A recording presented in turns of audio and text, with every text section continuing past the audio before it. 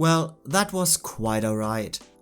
A lineup with so much to talk about, and consequently so exhausting that it took me basically a whole year just to come up with some final thoughts.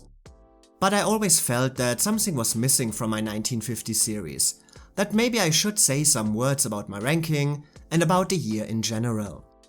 I know that having Julie Holliday as my number 1 is a rather controversial opinion when the competitors are Bette Davis in All About Eve and Gloria Swanson in Sunset Boulevard, but Julie has been my winner for this year since I started Oscar watching, and this opinion has never changed one bit. In fact, giving Julie my win is actually a rather easy decision, no matter how much I also love Bette and Gloria. I think my review for her made my feelings clear, and I don't want to add anything else than just saying that I simply adore her in Born Yesterday, and consider this one of the greatest comedic performances of all time. Completely unique and original, which only she could have brought to life in this unforgettable way. But the thing about 1950 is that, no matter how much I love Judy, I can understand every other winner for that year as well. While I personally did not care too much for Anne Baxter, and would happily replace her with Katharine Hepburn in Adam's Rib, Ingrid Bergman in Stromboli, or Gloria Graham in A Lonely Place, I can still understand everyone who picks her as their winner.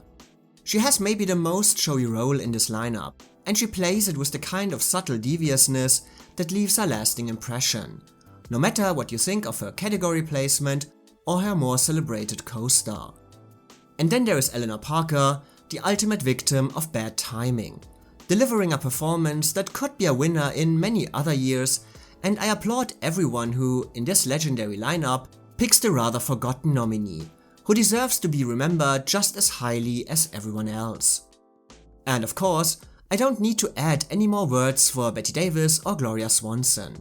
both iconic for a reason, and today of course, the clear standouts and go-to choices in this category for almost everyone, and I cannot disagree with this. Yes, my winner is Julie Holliday, but it's not hard to understand the admiration for these two giants, and if one of them had won in real life, I would never ever complain about it. But maybe the fact that Julie Holliday won was actually the icing on the cake, and gave this lineup the last push to enter Oscar immortality. Not just iconic movies and performances, but also a very unusual winner, the kind of dynamic comedic work the Academy, unfortunately, rarely recognizes.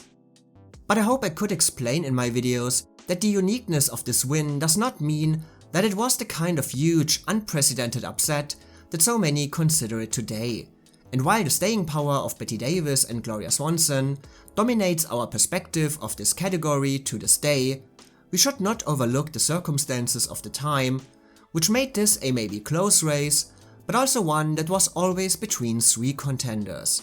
and not just 2.